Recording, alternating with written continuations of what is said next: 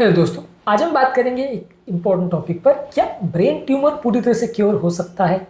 क्या क्राइटेरिया है जिस पे हम डिफाइन करते हैं कि ब्रेन ट्यूमर क्योर हो सकता है? कौन से ब्रेन ट्यूमर है जो क्योर हो सकते हैं?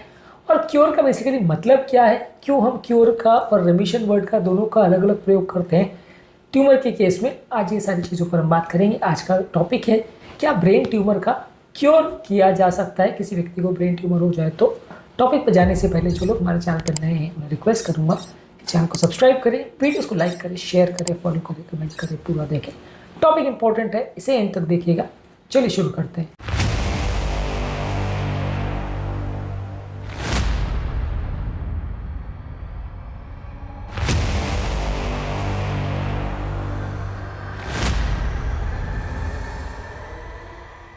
ब्रेन ट्यूमर के क्योर के चांसेस जो है बहुत सारे फैक्टर्स पे डिपेंड करता है। ट्यूमर का टाइप क्या है, साइज क्या है, लोकेशन क्या है, ग्रेड क्या है, किस स्टेज पे डायग्नोज किया, ये सारी चीज़ों पे डिसाइड होगा कि ट्यूमर डायग्नोज होने के बाद ट्रीट हो सकता है या नहीं और क्योर होगा या नहीं।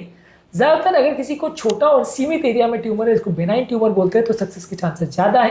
फैला हुआ ट्यूमर है, मैलिग्नेंट ब्रेन ट्यूमर है, तो सक्सेस के चांसेस कम है। बेनाइन के टाइप्स में आते हैं मेनिंजियोमा, पिट्यूटरी एडिनोमा, श्वानोमा और low grade ग्लायोमास।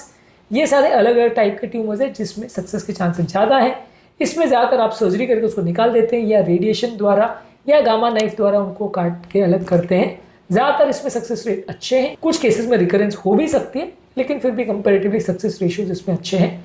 Malignant brain tumours में कंपैरेटिवली लो सक्सेस रेशियो रहता है, लेकिन ये ट्रीटेबल फिर भी काफ़ी रहता है। इसमें क्योर रेट कंपैरेटिवली कम रहता है।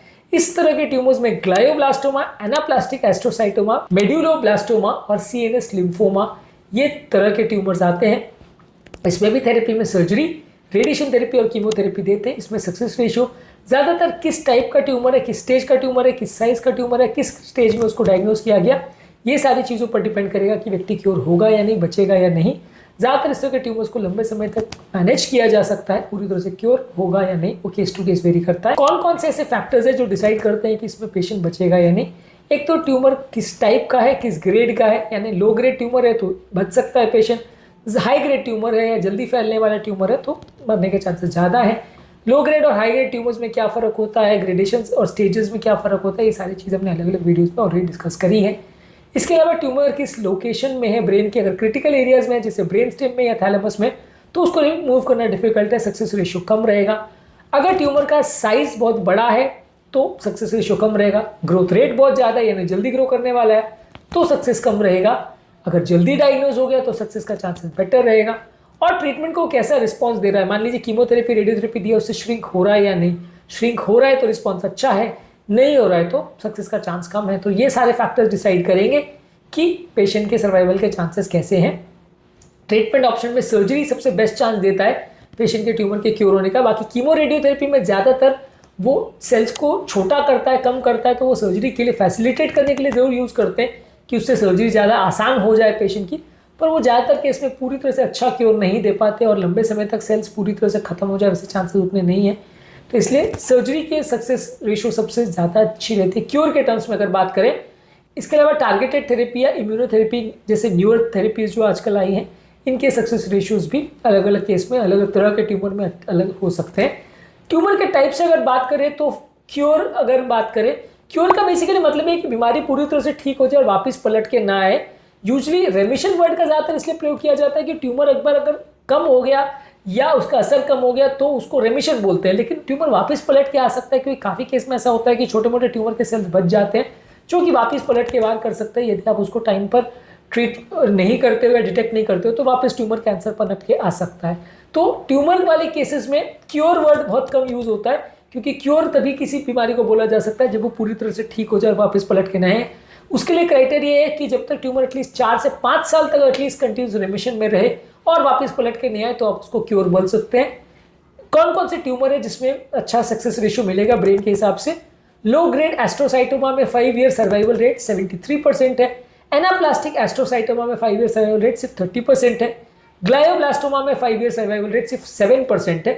मेनिंजियोमा में अगर फुल्ली रिमूव हो जाता है तो 5 ईयर सर्वाइवल रेट 90%। ये सबसे अच्छा सर्जिकल रिजल्ट देता है। मेड्यूलोब्लास्टोमा अगर अग्रेसिव ट्रीटमेंट दिया जाए तो 5 ईयर सर्वाइवल रेट 70% के आसपास है। तो अलग अलग ट्यूमर में सबसे खराब सर्वाइवल रेट ग्लायोब्लास्टोमा का है, सबसे अच्छा सर्वाइवल रेट मेनिंजियोमा का है।